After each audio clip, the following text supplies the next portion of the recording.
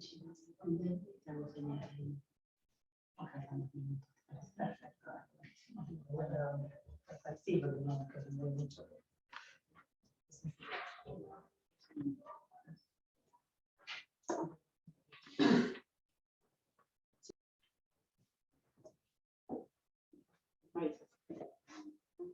Bueno, damos comienzo a este panel. Nuestra primera presentadora es María Eugenia Rigane. María Eugenia Rigane is a teacher of English, graduated from the National University of Mar del Plata. She holds a master's degree in English from the University of Belgrano, where she teaches American and English literature of the 20th century. Her master's thesis was an exploration of humor in Anne Burns' 2019 novel, Milkman. Thank you. Thank you very much.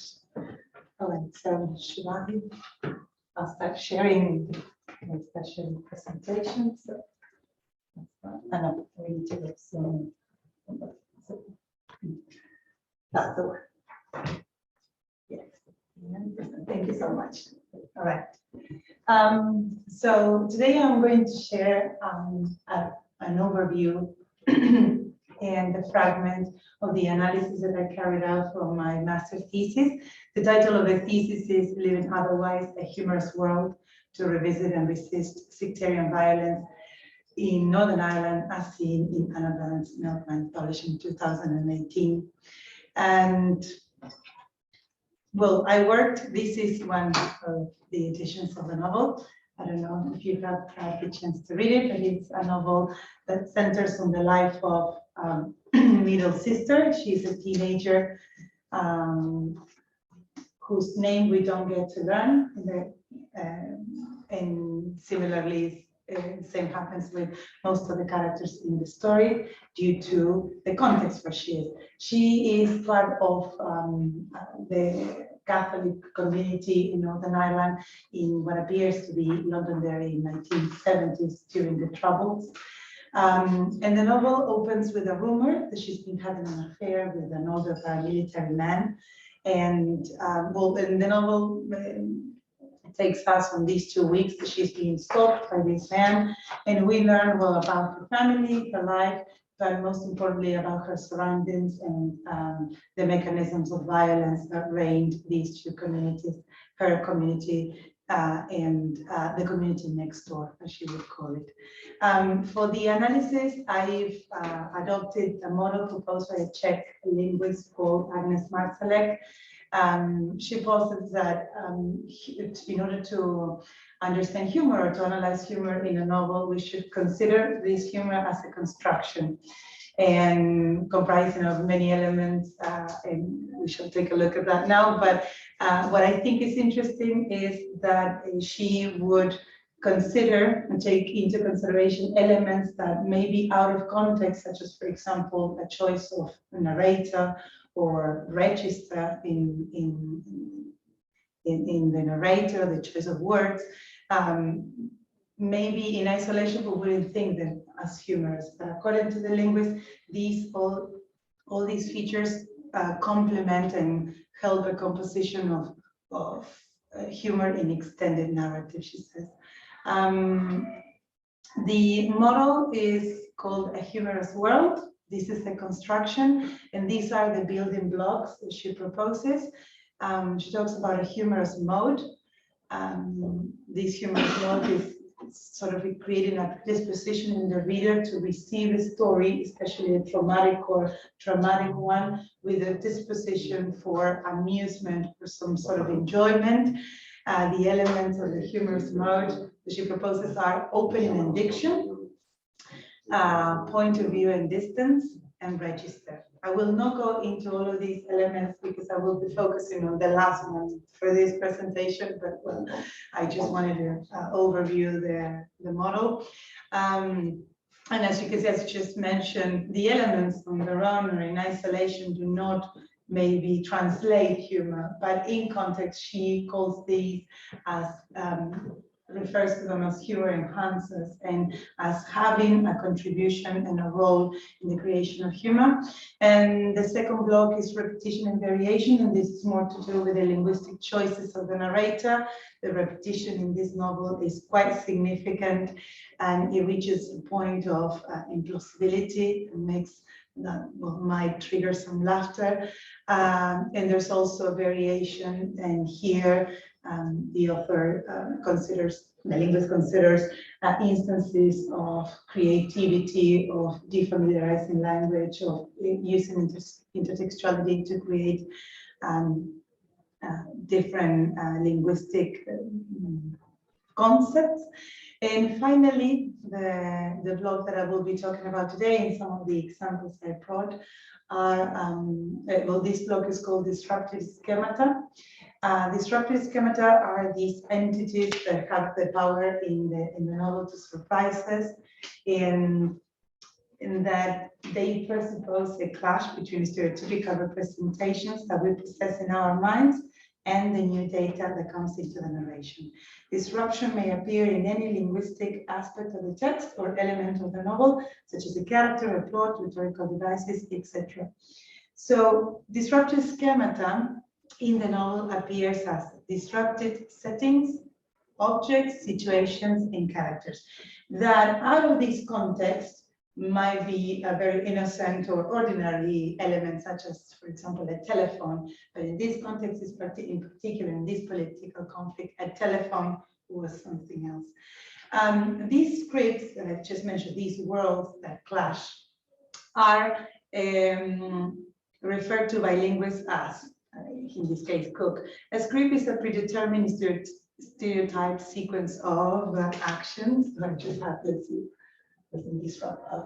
Okay, sequence of actions that define a well-known situation.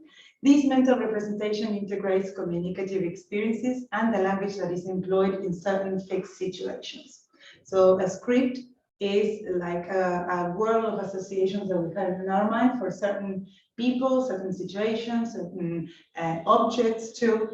And one of the mechanisms that allow humor, according to this model, is the coming of or combining two scripts that are in opposition. Now we shall see some examples. Now it's too theoretical, but Ruskin, who created the semantic theory, script theory, says that the script opposition in verbal humor is that a joke is a piece of discourse that is compatible with two different scripts. One which describes a certain real situation, the most literal one, and invokes another unreal situation, which does not take place and which is fully or partially incompatible with the former. So let's see this in examples in the novel. Let's see. Maybe here,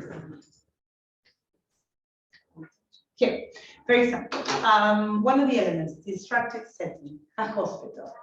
A hospital might be, when we think of hospitals, or places where we go to get medical care, attention. It's a place where we prioritize life and usually has positive connotations for many people. In this particular setting, a hospital was a place that would put some of the inhabitants of the community at risk. Let me read the example.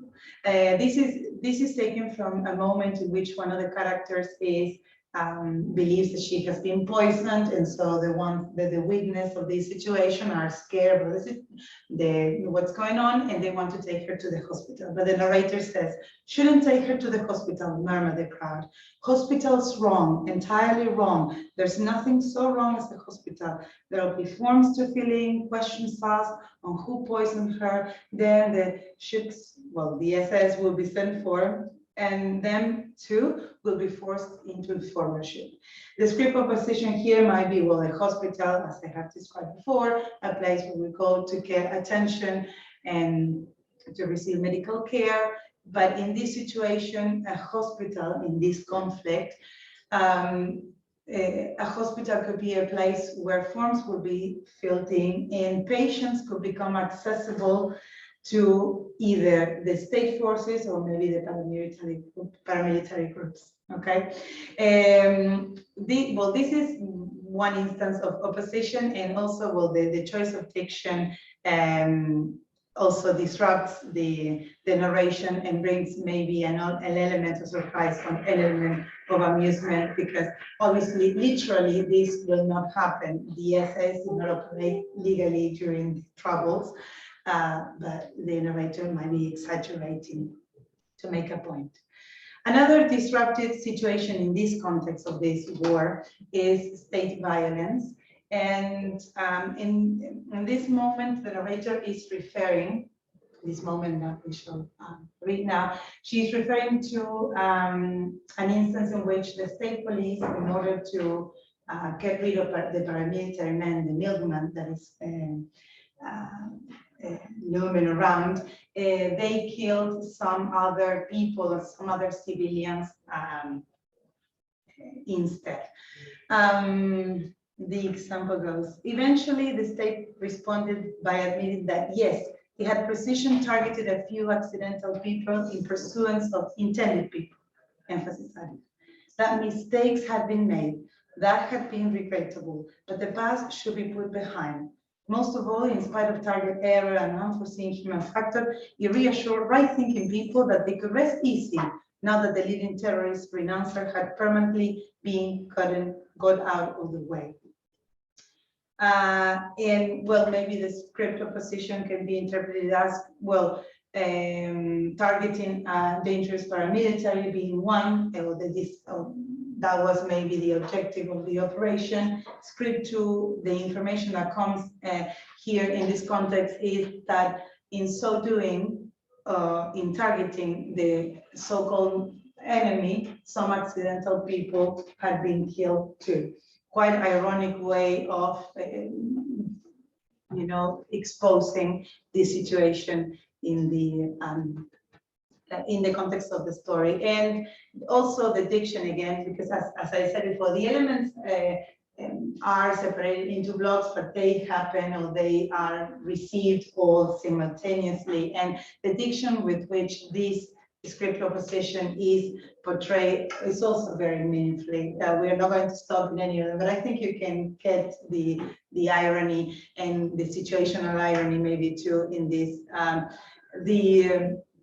For example, describing these people as the right-thinking people, the state forces being the right-thinking people, being in charge,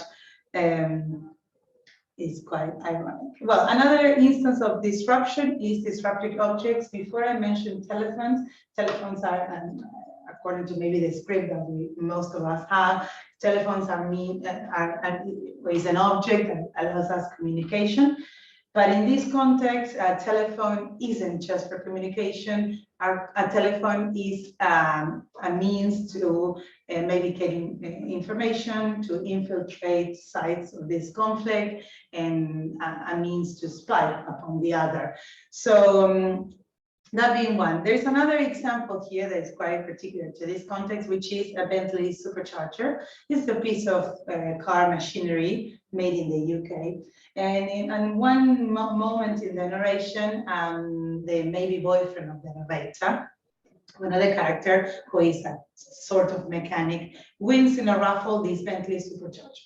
But this boyfriend, this maybe boyfriend, is part of well, the Catholic portion of the community here, and he is not supposed to hold anything. A Bentley supercharger made in the UK, and one supercharger that had the bit with the flag on it, had a bit of the British flag there. And so when the neighbors here, they come to the scene and they are outraged at this, and the situations start to escalate, and one of the neighbors trying to cool things down, he suggests, why don't you cover the flag with a bomber's aircraft sticker, or a Super Fortress girl dressing not very much sticker, or a sticker of Minnie Mouse, or olive oil, or the planet Pluto, or even a wee photo of your mom, or a bigger one of Marilyn Monroe. This instance let us know that in this context, maybe a piece of machinery could be a private object for a person. It wouldn't be something that everybody in the neighborhood will know, but a supercharger with the Union Jack on in this context becomes a disruptive object. And the way that the funny way I think of in which this is portrayed is another means for the narrator to construct humor, to be able to talk about this. The neighbor goes to great lengths to suggest anything, even a wee photo in your mind, imagine that on a car, and anything but the side of the flag. Okay, so well, there are other examples, and I'm sorry, I'll have to make sure, but as a means of some conclusion, I would like to say this is the conclusion also considers the rest of the work, the original work that was the analysis of humor and also the means to resist humor, to resist the violence in this context. Well, there is a quote that I'd like to read to you that I think this is where I took the title from and encapsulates partly what the narration is doing and what the narrator is doing here in this context of oppression, where you either had to belong to one side or the other, and that is part of the violence that is expressed in this novel. And she says at one point, middle sister, there was no getting away from views. It was that each was intolerant of the other to the extent that highly volatile, built-up contentions periodically would result from them. The reason why, too, if you didn't want to get into that explosive upsurge despite your view, which you couldn't help having, you had to have manners and exercise politeness to overcome. At any rate, balance out the violence, the hatred, and the blaming for how to live otherwise. This was not schizophrenia, this was living otherwise, emphasized. This was underneath the trauma and the darkness and normality trying to happen. Thank you very much. As unfortunately, my wants to give earlier, I would appreciate if we can ask her some questions now, if you have some, because she won't say that to the end, right? Yes, sorry. It's really rude. Sorry, I haven't read this material, but when you refer to humor, this is exclusively on account of the combination of situations, but it's humor, for example, with words, that is linguistic humor. No, linguistic humor too. In the model that I adopted for the analysis, there are literary conventions that are considered, for example, point of view, the technique for the presentation of the narration, such as the stream of consciousness. So this is literary techniques are considered. Then repetition and variation is the focus, the linguistic focus that I had for this particular study. And this involved with the repetition, or as I said, I think I said instances of invariation, instances of creative language where she invented terminology, where she used intertextual references to create new terminology. So it considers the story as, for example, these situations and objects, but it considers language, the study, and also literary decisions. Also puns. There are some puns, yes, but I think there is one example, but I can't remember it to be honest, but yes. This material has not been translated into Spanish. Yes, The novel? Yeah. You mean? Yeah. Yes, it has, yes. Yeah. With the same, under the same I name. was asking because of the difficulty to translate. Definitely. Sorry, today is the translation. Yes, congratulations to the translator. Because that might be a kind of joke to, because in fact, I haven't read the novel. But you know what a milkman is? There's no milkman. Yeah, there are two. Yes, actually there are two. Yes. Ah. Yes, there is a real milkman and there is a milkman, and he ends up to be milkman as last name. Very ironically, in the end, once he gets killed. Has other meanings as well. Yes, it was a role also during the war. A milkman was the person carrying explosives in milk bottles or carrying messages from one to the other. And does she narrate? Is it a first person? It's a narration? very, yes, very close person narration. Yes. There's a lot to say. Now only 15 But minutes. but it's just an overview. If you get to read it, maybe you remember a bit of it. Okay, thank you so much. Thank you very much.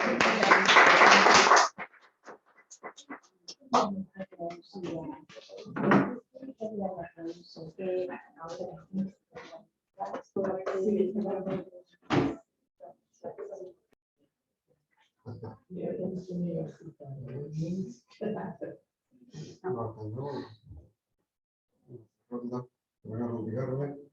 Esto.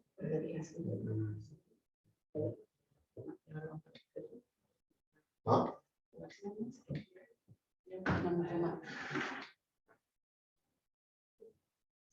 ¿Por qué la querés sacar? no, la estaba compartiendo. No puse compartir. Ah, bueno. Por las dudas, para. Pido disculpas porque.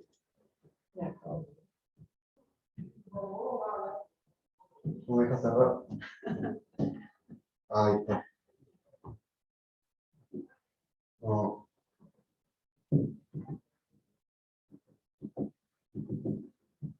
Ah,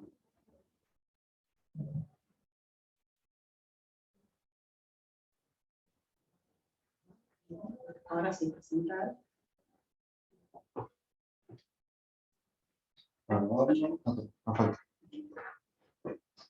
Well, it is quite weird to introduce myself. My name is NATALIA Muguiro. I'm from La Pampa, from Universidad Nacional de La Pampa.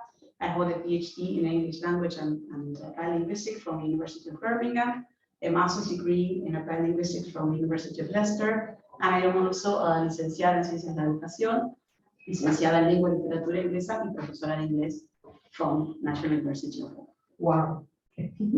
So my presentation today is very simple, very light, but I hope you enjoy it. So the title of my presentation is called The Power of Flash Fiction, an analysis of Birdie by Nuala O'Connor. Nuala O'Connor, as you all may know, is an Irish novelist, short story writer, and poet. She was born in Dublin in 1970, but she lives in Galway nowadays. She is the author of 4 poetry collections and 5 novels, including Nora, which is about Nora Barnacle, the wife and muse to James Joyce. Nora was named one of the top 10 historical novels by the New York Times, among many, many other recognitions. So Nuala O'Connor has also published 7 short story collections. The last one is Birdie, which is not a collection of what we may know as traditional short stories, but flash fiction pieces. She is also the editor of the Flash e-zine called Splunk, which is available online. So my aim in this presentation is to leave aside Nora and Joyce for a while and to get into the world of flash fiction and to the world of Birdie in particular. The way in which I will do this is by analyzing 5 interviews given by Nuala O'Connor in the last years in which she makes reference to the writing of flash fiction. These are the interviews which are all freely available online. But I will also have a special guest for this analysis, another Irish writer who is mostly famous for his novels and short stories, but who also wrote a book from the perspective of a creative writing teacher. I'm talking about Colin McCann and his letters to a young writer, a book on practical and philosophical advice for writers. The brevity of his remarks, together with the frequent use of the imperative mood, make McCann's prose sound like an oral conversation. And yet, as the book indicates, we are faced with letters around different topics which play the role of sections or chapters. So I'm taking both O'Connor and McCann from their not so famous roles as novel writers, but from their perspectives as a flash fiction writer on the one side and writing instructor respectively, which they both perform in an equally superb way. So before going deeper into analysis of Birdie, I will introduce some defining elements for flash fiction as introduced by O'Connor herself. She says, the best flash fiction is intense and elusive and pays huge attention to language, and both the beginning and ending same. Flash is where poetry and prose sleep together, and neither one hogs the covers. For me, flash is a language-based art, so it is very close to poetry. Titles, openings, and endings are so important in flash. Flash also needs to be short but deep and have points of brilliance. She also is asked about questions on what makes flash fiction successful, and this is what she says. What's the most challenging about writing flash fiction? The fact that you have to move and or surprise a reader, and there is only a certain amount of room. You also have to trust that the reader will get it. Then, sorry, what elements do you think need to be present in a successful flash fiction? And she says, the usual: attention to language, lack of predictability, absence, elusiveness, atmosphere. I love, she says, that swishy rival and a killer ending. I don't like twisting the end stories. I love anything a bit quirky, a bit thoughtful. I don't like vastly ordinary subject matter. Show me interesting settings, all happenings, insights and depth. Move me, she says. So from all this, we have like several keywords or concepts to the idea of what flash fiction should be and what you must pay attention to. I can name openings, language, elusiveness, absence, brevity, and endings. The idea now is to see how these elements play together in some of the stories from Birdie, and what advice McCann provides so as to enlighten the writing process. Mainly because of time restrictions, I chose to only 3 stories from the collection, and these are Pearl, Birdie, and American Wake. As we read before, love is a central force in all the stories, and the main characters are all women who find strength despite the sorrows of death and deceit they go through. Birdie is the title of the first story and is the one that gives name to the whole collection. It is about a woman who realizes she doesn't love her husband any longer. Pearl is the story of another woman who realizes her partner doesn't love her any longer.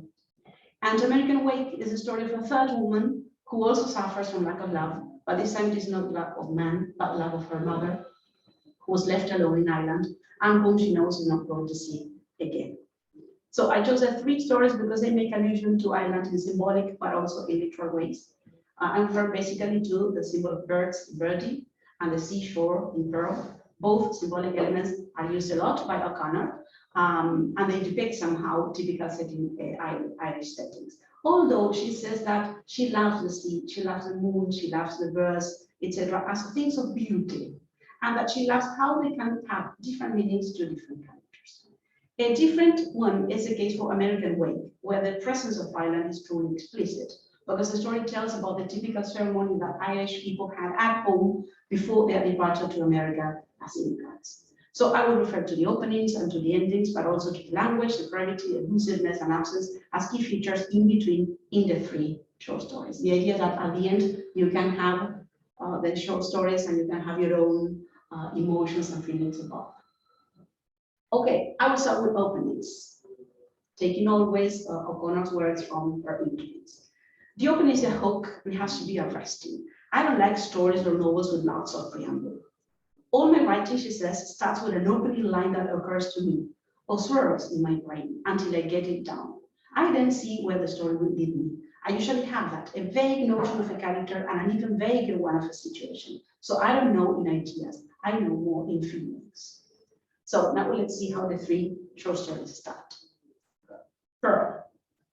Like oysters to the walrus, the sea draws me. I go there for succor when all is not well. Today, I stop about the strand and let the sailing, the sea wave strange, fill my nostrils. Inhale, exhale. The air is a slow work involved. My eyelids are stiff from crying. I blink over and over to listen to them. I take the steps down to the beach. But for a heavy woman, I have all the slender and agile fingers.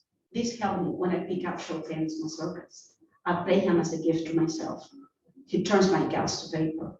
Today, I play Opus 33, and the first part, as always, makes me rise above myself like a revenant.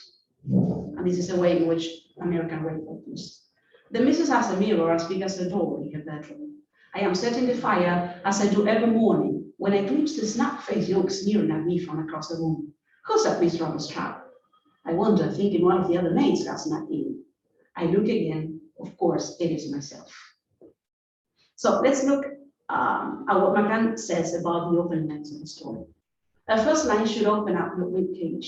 It should reach in and twist your heart backward. It should suggest that the world will never be the same again. The opening salvo should be active. It should plunge your reader into something urgent, interesting, informative.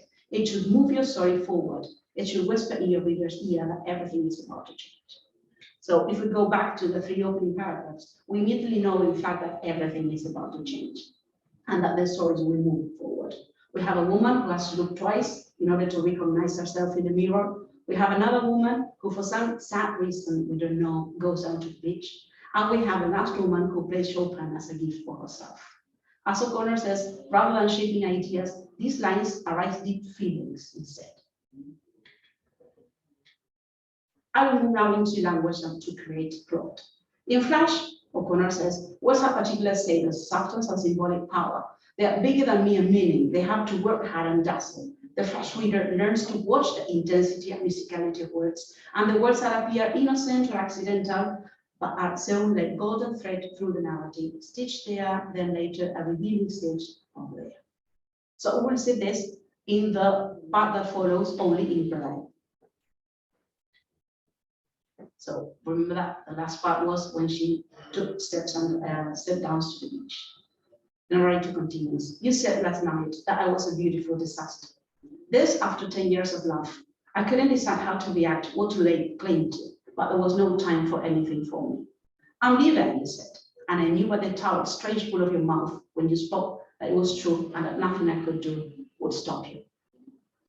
I keep to the high tide line and scan the banks of tones and sea drift, searching for the familiar shale and ripple of the shallow wound. At last, I spot what I'm looking for. The meat is gone, and there is no jewel, but the inner walls of the shell sparkle like hope. And I want to tell you that I am the grit, and you are the naked.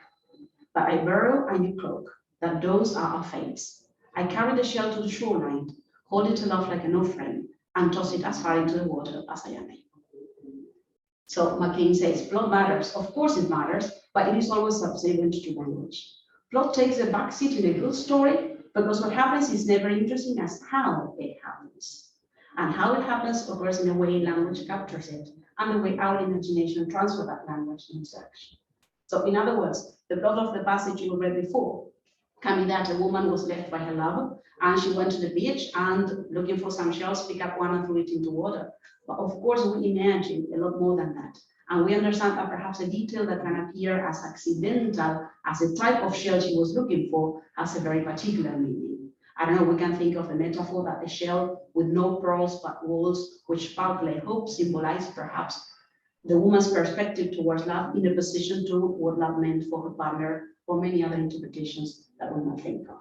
But it is through language that those ideas come to our minds through the power of our own imagination.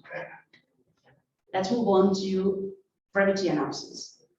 The brevity of Flash requires the distillation of thoughts and words. Suggestion and omission are the order of good Flash. The reader has to notice and think about what has been cleared to make space and let in light. There is less time for active thinking, more room for the unconscious to take over. I love that, she says, especially when it delivers a surprise. This can be accomplished with great word choices as much as with an instance of revelation. So this happens, I believe, in the part that follows in Birdie. If you remember, she was playing the piano, Chopin, as a gift for herself. You sound muddy, Agatha, Muguiro says, and your mouth turns down unattractively when you are at the piano. I switch to Schumann, slow and mellow, and very swiftly begin to enjoy the music's dense heart. Schumann doesn't work on me like Chopin. Rather, he opens me wide, wears me into what is outside my body. Muguiro withdraws to the fireplace and shuffles disapproval with his feet. I'll turn back to Chopin, a nocturne with a glorious swell of ripping notes. I know that Muguiro loves the flourishes of this piece. I also know that I no longer love him. The birds continue their practice accompaniment, and I tip my face to better see them. I stop playing, push back the stool, and rise. I go to the casement window and lift the crank. The windows flap wide. I hear Muguiro's heavy step behind me. Lifting my skirt, I get one foot over the sill and then the other. I stretch my arms to the sky, my fingers reaching for cloud, and hear my name called as if through a wind tunnel. Agatha.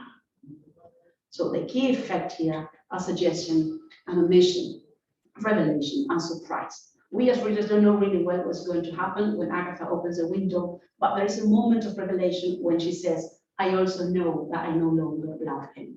This is a precise moment when we learn that everything that follows is going to be connected to that fact, no matter how many details are missing or how many unconnected thoughts come into our minds. And this is the advice that McCann gives us on trusting the reader's intelligence, since they will always be able to cope with absences in the text. Avoid pointing out to what the stories mean. Trust your reader. Allow the revelation to be done to them. You are a guide in a foreign land. Be kind, but not too kind. Challenge, confront, dare, cleave open new territory. Even confuse them, let them go. Say just enough that they can learn the territory for themselves. Good stories are written in the end by their readers, he says. And now we will move into elusiveness. The flash reader needs to learn how to decelerate and loiter. But of course, this lingo can't last long because there isn't the space or time to get lost in the body of a flash as a reader might have in longer prose pieces. So we can see the flash perimeters, but the reader should understand that there was a before and that there will be an after. And the writer chooses to leave things out and concentrate on a white hot moment in this character's life, a unique event. This is clearly seen in American Way, the first story, where that hot moment in the character's life refers to the memories she has from the past. Although the present scene, the one that carries the main narrative, is herself reflecting on a mirror in a house that is not hers, miles away from her home.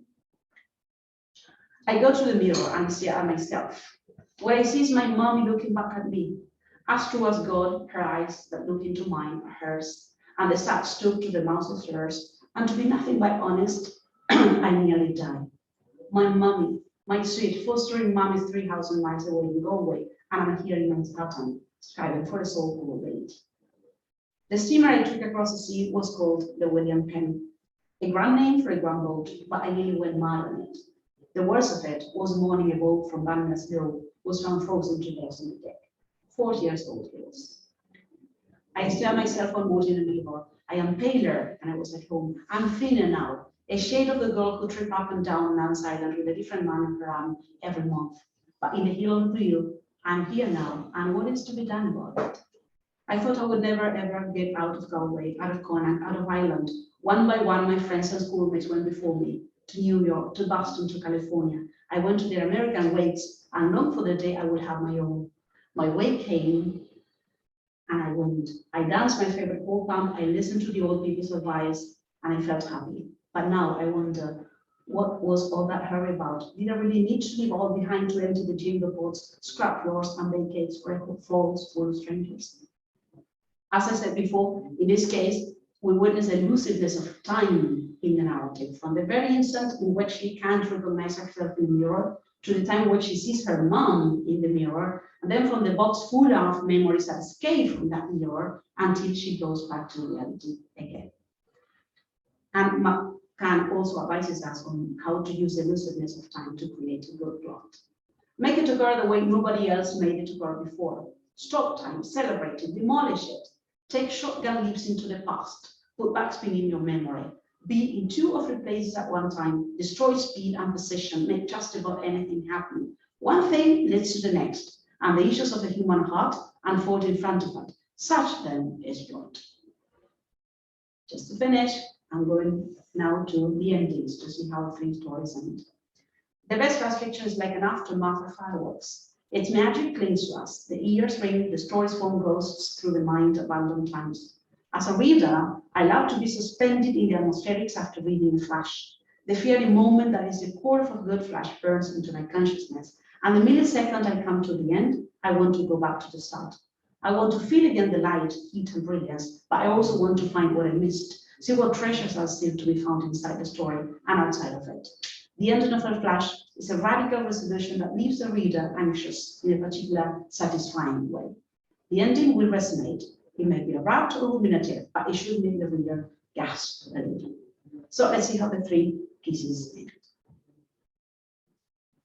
Pearl. Without the grain of sand, you cannot have the pearl, I say into the wind. I say to you, though you are not here. I say to the sea and the horizon. I say it as solace, to myself as prayer. This is the end of Birdie. I leaned forward and out I go. Schumann drums through me, making me buoyant. Out I go, air kept on light. Music rises and rushes fastened within me. The house martins chime their approval. The blackbird too. Down, down and drop until I hit ground. There I sprawl, broken but whole, singular as a feather falling from the sky. And this is how American Wake finishes. My face is a shadow. My mommy's features blur and slip out of photos. I put my hand to the glass and rabbit it to try to conjure her again. I am flattered by the truth of things. No more than the poor little Manine from my mother's bill. I will never look into my mommy's eyes again. So there's no doubt that it's insane on their own. And in the three cases, they leave us readers anxious in a particular and satisfying way. So this is what McCann says about endings. Try, if possible, to finish in the concrete with an action, a movement to carry the reader forward. Never forget that a story begins long before you start it and ends long after you end it. This is a true gift of writing. It is not yours anymore. It belongs in the elsewhere. It is a place you have created. Shake up the perception of the world. Combine worlds, combine words. Your last line is the first line for everyone else. And so this has been my contribution today on the power of flash fiction. Strong openness, attention to language, elusiveness, brevity and absence, and a killer ending. All elements that Nuala O'Connor deals with majestically in Birdie, but also with some glimpses of violence and sorrow and that all about. In a letter to a friend, Yates wrote that a poem can't write with a click like a closing box. The same could be said of a flash. When a writer or reader will hear the last sentence, hear the block click shut, the box click shut, and we take it in the context of all has gone before, there is a sense of rightness at this sense, a sense that we have just witnessed something profound, and that something is art. Birdie is a short book to be read like poetry, resting between pieces to let them think. It's also for writers out there a reminder of how much can be done in a couple of hundred words, how a page long can seem like a page. Now I invite you to buy the print version of Birdie or the digital one and enjoy the rest of the stories. And you can also find a wonderful version read by Nuala O'Connor herself on YouTube. A final thought, perhaps you have noticed a kind of pedagogical touch to my presentation. Around this idea of what good flash fiction stories should be, and around the idea of how to do it well. In fact, both O'Connor's stories and many other Irish writers' stories, as well as McCann's advisory book, are part of the English language course I teach at National University of La Pampa, in which we have a section which is a kind of creative writing workshop. And the aim is that students write their own short stories, whether they are traditional short stories or flash fiction pieces. We have already published a book called Express Yourself based on that work, and we have a second one in progress together with MARÍA. Good. So thank you very much for listening. Thank you. Do you upload them online, any platform that you're using for writing or your students are using? The book is uploaded online. Yes. Are they using any specific platform to write on, like Wattpad? No, we are doing it a traditional way. Okay. Yes, we're from 3 classes a week. We have one which is devoted to creative writing, but then now we're working on a selection of best stories with a kind of literary introduction for the way in which they deal with literary concepts, and they will publish those stories as part of teaching materials for teachers of language and literature. Okay. They don't use online platforms in general? No, they don't. Have you introduced them? Yeah, they know how to do that. For this particular thing, Not for this. No. It's not a practice. we wanted to make it a little bit romantic in the sense of letting them go back to pen and paper and to writing tools if they wish. Amazing. All right. Thank you. Okay, now you're ready, I will introduce.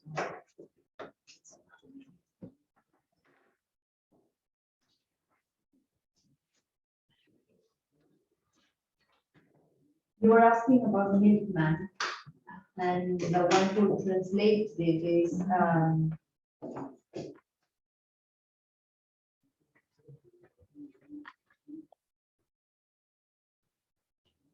Maya Figueroa Evans. Published Spanish translation from Spain. Yeah, it's mine. Yeah, Milkman. Yeah. Thank you, Lorraine.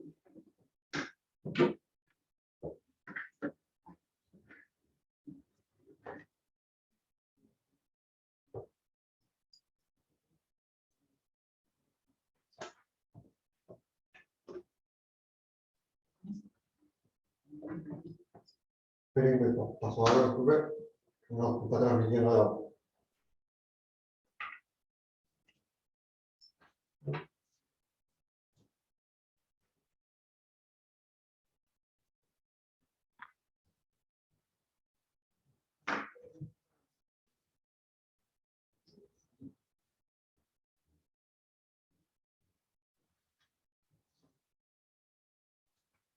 Protector el aroma.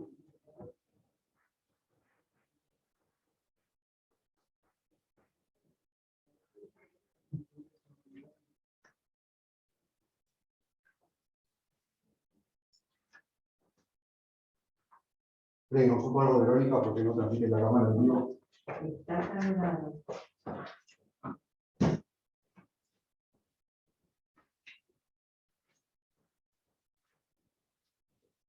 Estamos en el libro de Lacan, que no son sus novelas, pero igual Es, digamos, guía novelada. No es novelada, no es ficción, es bien pedagógico, pero con su estilo. Claro, y el estilo es tan fácil de seguir, pero a su vez tan lleno de muchísimas metáforas, muchísimas alusiones, muchísima intersexualidad, entonces hace que sea ameno y no sea un how to write. Más que nada, fuente de inspiración sobre cada elemento en particular. Ay, no. Pero, igual está grabando. No, pero cuando pones proyectar a ella, te aparece este recuadro, digamos, acá, pero sin imagen. Sí, vos pones, digamos. No, la primera interpretación es un libro donde a través de literatura, a través de las producciones de los chicos, hacemos herramientas de No tiene power. no, es una colección de novelas, es una colección de American Way. es uno de los cuentos dentro de la colección. Hay otros similares que tratan de ¿Ves que te aparece? Tanto como ese no, es el Está único mal, que no, yo no. lo elegí. Por eso Después hay otro que habla un poco de plata, pero no la parte migratoria. Son historias como muy íntimas. Eso es lo- No sé si es concentrada. Por eso.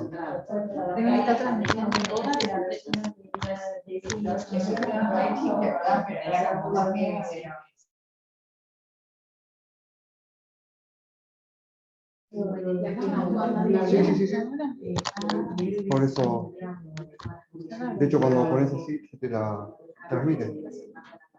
Cuando lo pones cuando pones, digamos, acá, anteriormente aparecía acá. Sí, pero en un momento como que dejó de verse. Sí. Por eso, pues yo puse pausarla porque ella también me dijo, deja que aparece. Me dijo pausarla, poner pausa, como termine cada uno, poner pausa y después volvés a reanudar la grabación. De hecho, acá estamos Así que esa función de poder no funciona la cámara. Una situación de inversión. Puse pausa nada más. Otras, en Francia, en Nueva York, y no tienen nada que ver con Detener la grabación para pasar a la otra.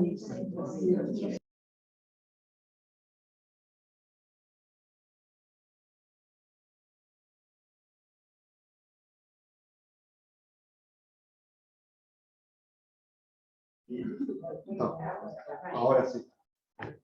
Okay.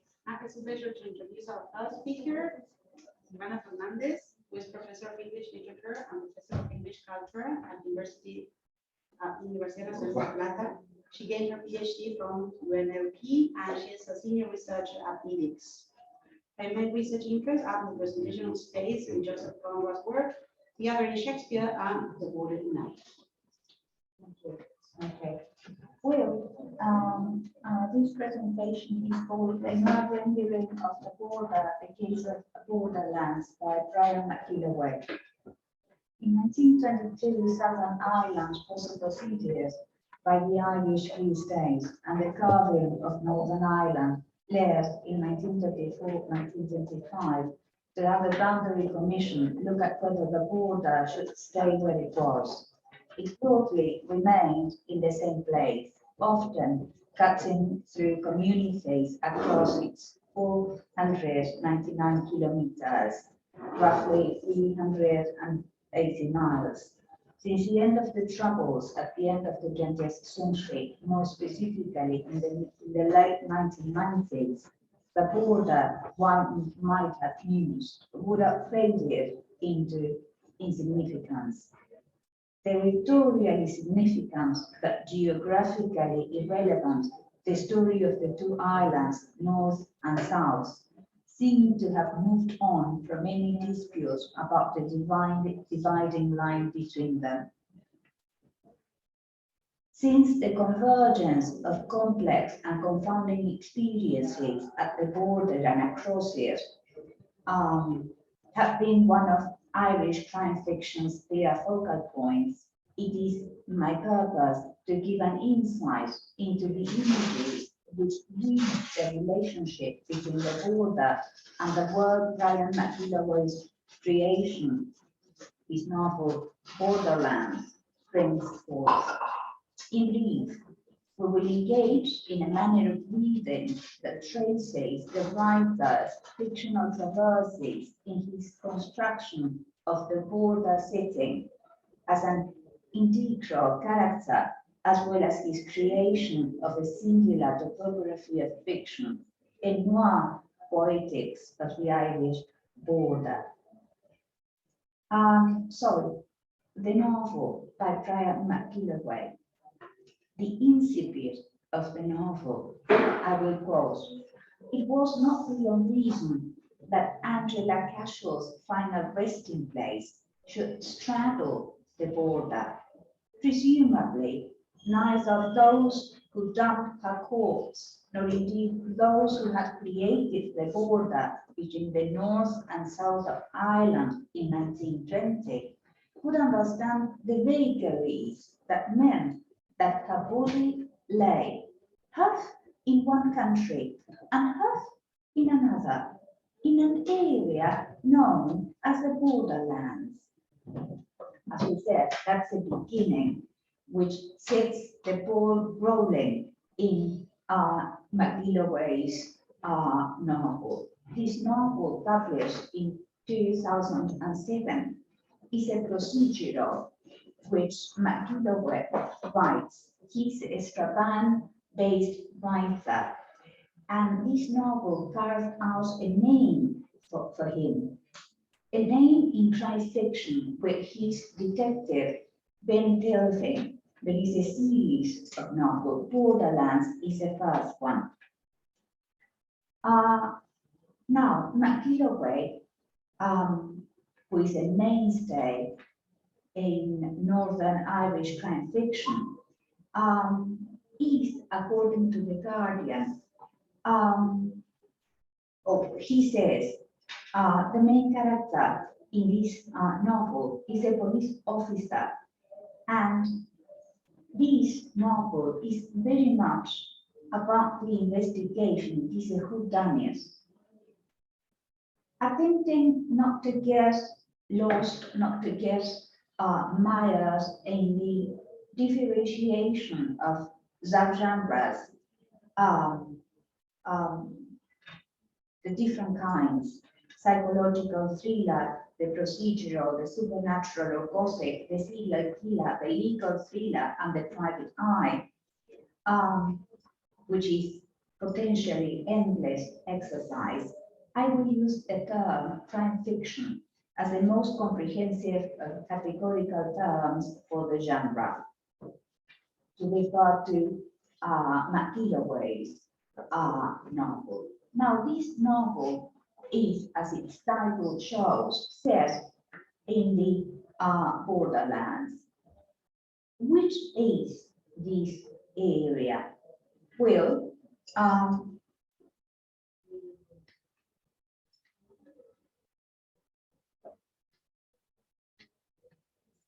what happens now? ¿Qué pasa? No corre.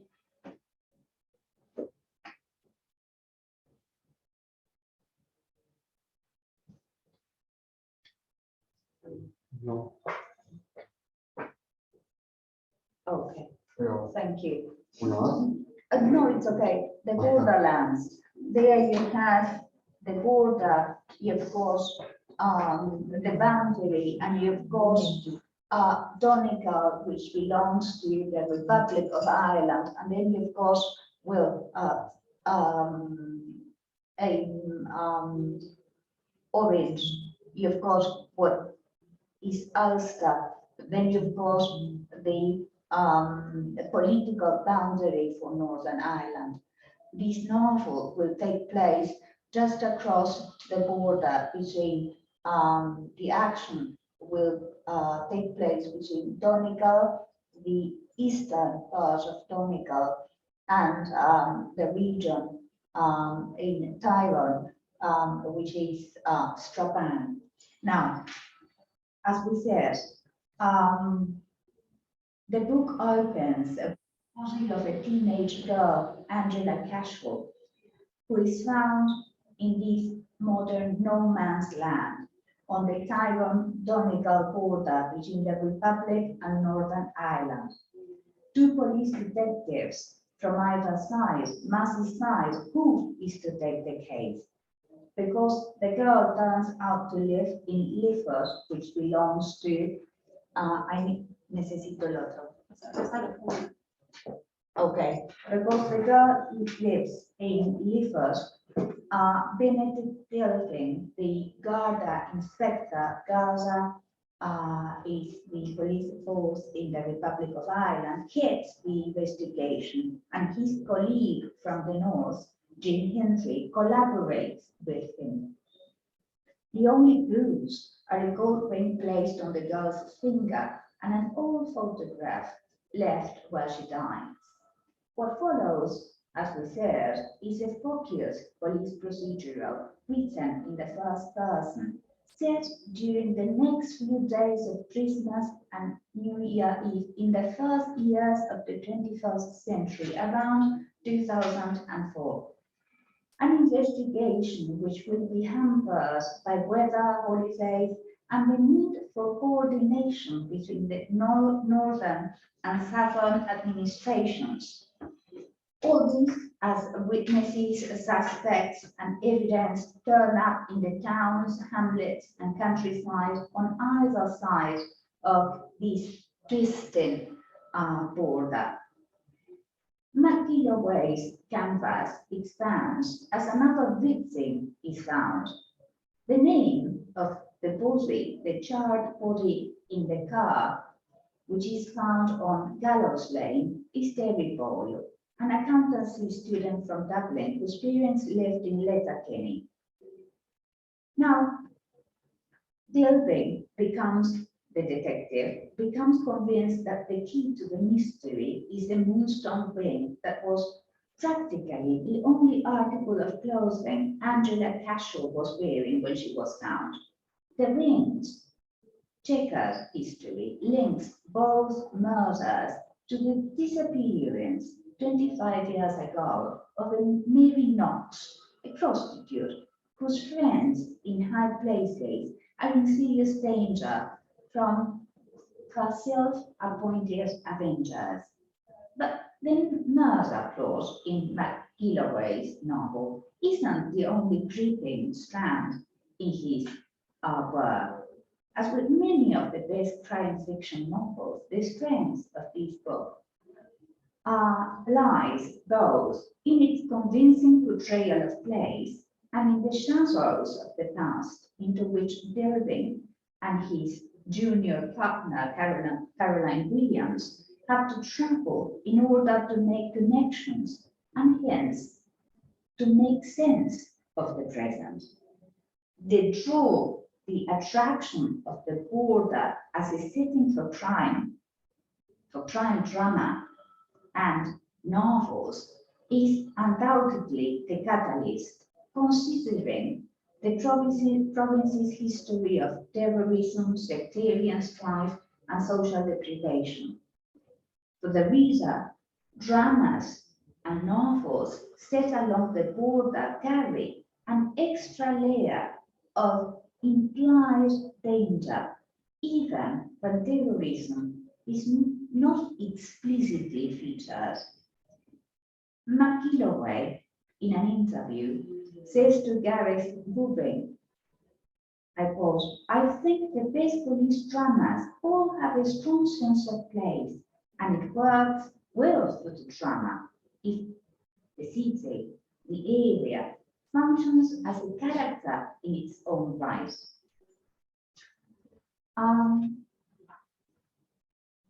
As its title shows, the novel does not avoid the border, does not circumvent the border, does not relegate it to the subtext, but writes it in entirely.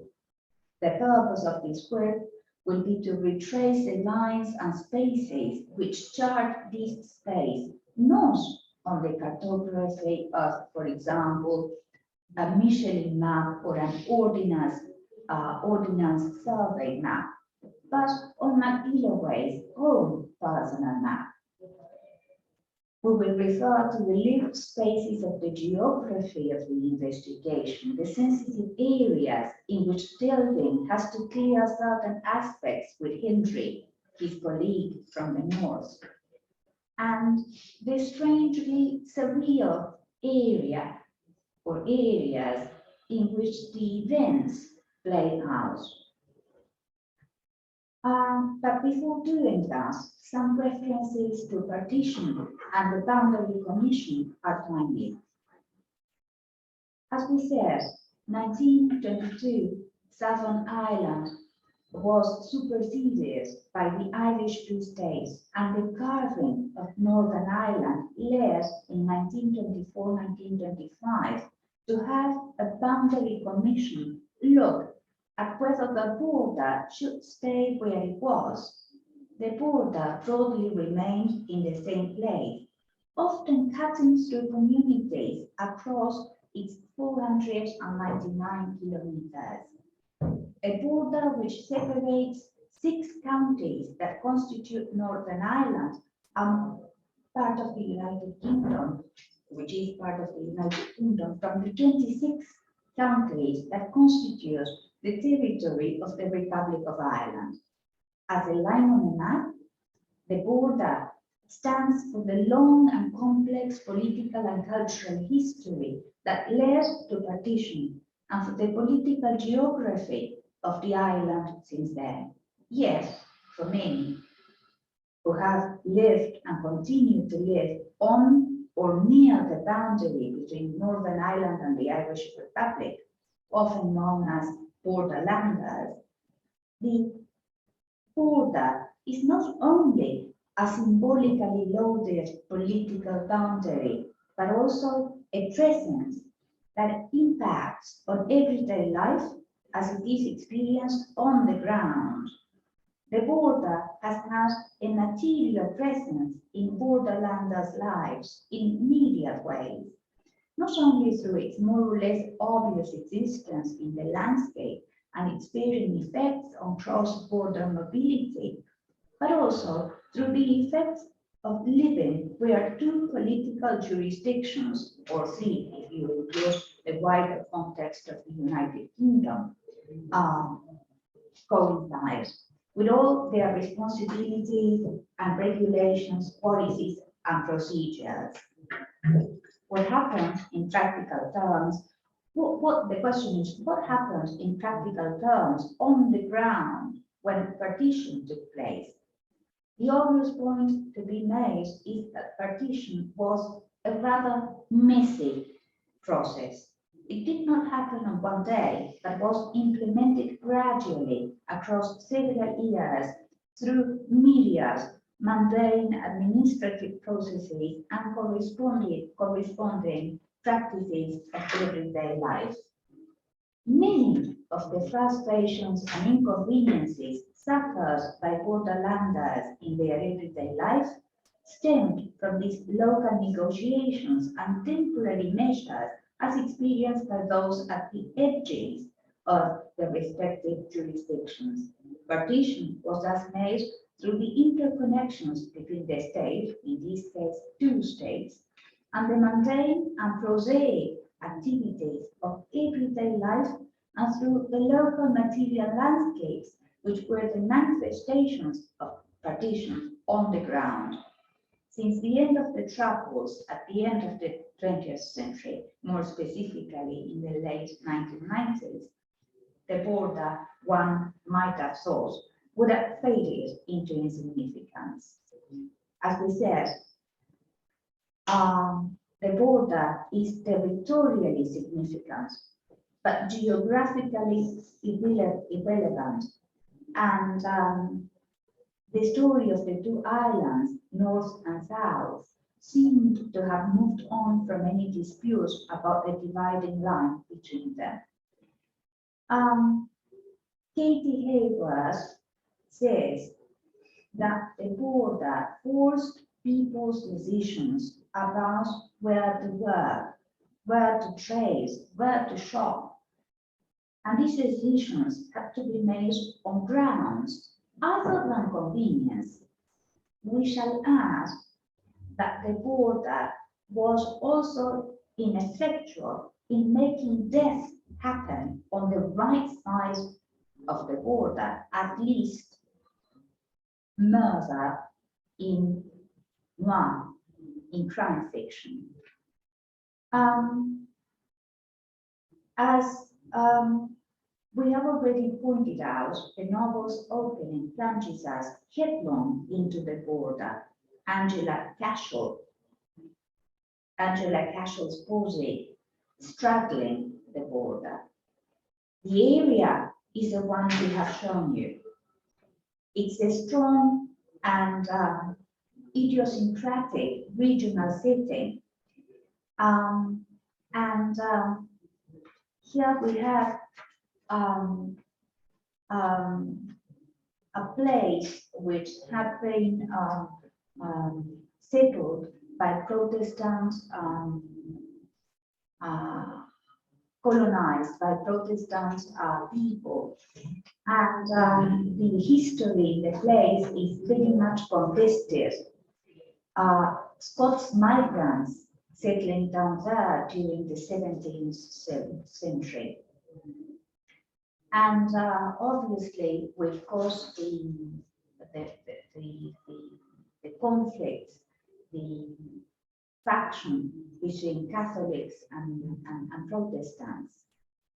The novel acknowledges the actuality of the border, but at the same time, it appears to question both its practicality and at times aspects of its reality. Delvin, the detective, says in the novel, when a crime occurs in an area not clearly in one jurisdiction or another, both the Irish Republics and Garda Síochána and the police service of Northern Ireland work together, each offering all the practical help and advice they can. The lead detective determined generally by either the location of the body or the nationality. When discussing who might have committed the crime, Devlin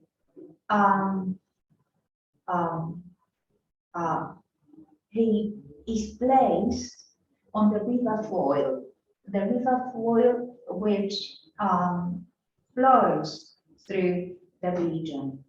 And he's chit-chatting with his colleague from the north, his Henry. And Henry says, or Devlin says, they might have been from your side. They, meaning the ones who killed Angela Cashel. Here we can see the open and fluid nature of the order at the moment the murder takes place. That is underscored. The year is 2004, 2005. That is after the signing of the Good Friday Agreement. The unhampered flow of people at the time of the murder, the beginning of the 21st century, is also highlighted when we are told, for example, that Johnny Cashel, who happens to be the girl's father, had gone from Lifford, which is in the Republic of Ireland, to Strabane, which is in Northern Ireland, to exact vengeance on the supposed killer, Whitey McKelvey, who was a traveler boy. And the novel reads, the Cashel brothers walked a half-mile to Strabane from Lifford, that is, they crossed the border, each carrying a can of petrol and was spotted around 3:30 a.m. crossing the bridge above the points where the rivers Thin and Mourne merge into the soil. As vaccine holds, space is not a mere backdrop to the events of the story. It's central to the development of the story. Space becomes charged and responsive to the movements of time, force, and history. Thus, the border as a chronotype is the place where the knots of narrative are tied and unified. Time acquires a density and concreteness which provides the ground essential for the showing forth the representability of events. Now, the novel does not circumscribe itself to the year 2004, but takes us back to the year 1979, to the times of the travel, that is the times before the signing of the Good Friday Agreement. And what we see is the landscape spotted with the British checkpoints, but also the comings and goings that took place across the border, and the remnants of that violence which still lingers on the land. This is the frame on which McGilloway builds up the novel. But there's it's interesting because I am a foreigner to the land, but I can get a glimpse of the lived space, and that is something which this crime novel affords. It's more than a whodunit. It's more far-reaching, more encompassing than a whodunit. This is the first one by Brian McGilloway, and this is something that I think the Irish writers of crime fiction have. There is always this tendency to go back to what happened, to the memory, to the trauma. It's as someone said,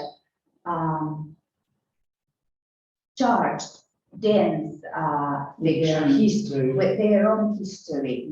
Yes. Okay. More examples, more examples. It's so Yeah. difficult to put everything into And thank you very much. the thing about the border is that, for example, it's so twisted, it's so convoluted, and there are regions where it's you move just one space and you stand On on the the other other side, and you don't know where you're standing. Yeah. And in the I case, mean, foreigners perhaps do not but the realize, locals, but they know. they know. Yes. Locals do know, or having your house Yeah. have Mhm. in between. This is something you can get from these. And the problem that Brexit Oh, yes, brought about is that's why many of the Northerners voted for Yes, those no. living in those areas are having trouble because Después de tanto penar, Yes. después de tanto penar que parecía que podían ir y venir, y otra vez la frontera, los controles fuertes. Well, thank you. No, have 25 minutes, so that was more than 15. Thank you. No, gracias a ustedes por Time. escuchar. Thank you so much for No. listening.